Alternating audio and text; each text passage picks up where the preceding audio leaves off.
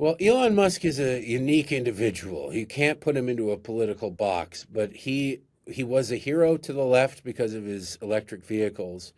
And then all he did was come out in favor of the concept of freedom of speech. And that turned him into enemy number one. But more than just coming out in favor of it, unlike all of these politicians who seem to dislike Elon Musk, who pay great lip service to a lot of things and do nothing about it, Elon Musk put tens of billions of his own dollars on the table on the concept of freedom of speech. Tech billionaire Elon Musk has yet again weighed in on Canadian politics after finding one of Justin Trudeau's bills quite confusing. For the last few months, the Trudeau government has continually been criticised for an online harms bill introduced that is designed to protect users from hate speech, but instead has been described as Orwellian. Elon Musk saw a tweet describing Canada's newly introduced law called the Online Harms Bill as giving the police power to arrest anyone who has committed hate speech violations. He wrote, "This sounds insane if accurate," asking his own ex-community notes to fact check. Now, the bill is a little bit more complicated than that, and it should be noted that it's not a law just yet, but it is intense. Social media firms will be legally obligated to set out safety plans to reduce the exposure to harmful content. Platforms will have 24 hours to remove explicit and sexual content, such as revenge porn or child abuse images. The proposed law, Bill C-63, has provisions to jail Canadians for certain speech crimes. Anyone who advocates for genocide can face life imprisonment, the same penalty as murder. You can even be prosecuted for things that you haven't said. A judge can impose fines and even issue a house arrest warrant if they believe that there are grounds to suspect that someone will commit an offence. Elon Musk's public weigh-in on the matter prompted a reply from Jordan Peterson, who wrote, "Mr. Musk, it's much, much worse than you have been informed.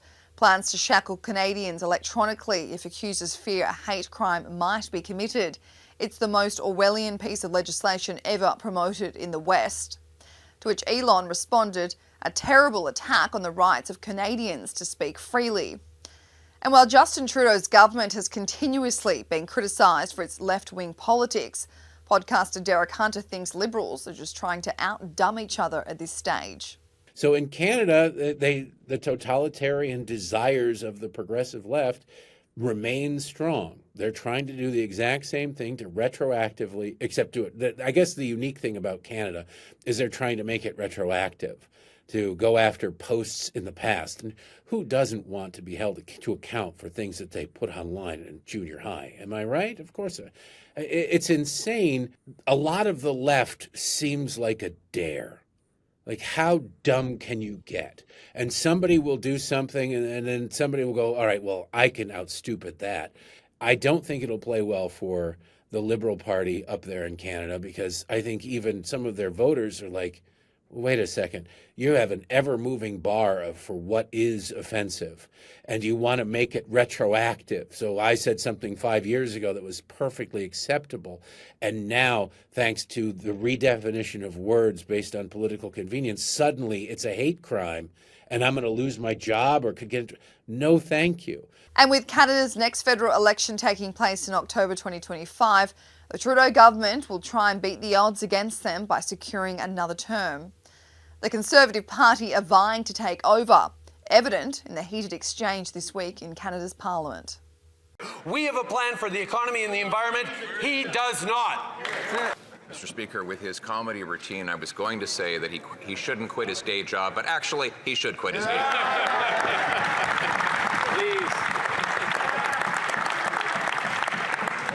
But he shouldn't go into number crunching, whatever his next job is, because he doesn't believe the economy is about numbers. And I don't blame him, because if I had his economic record, I wouldn't want to talk about numbers either. But it might help him to go to the library and quietly study just a little bit. Will he commit to reading page 3 of the Parliamentary Budget Officer's report, which demonstrates Canadians pay more than they get back in the tax?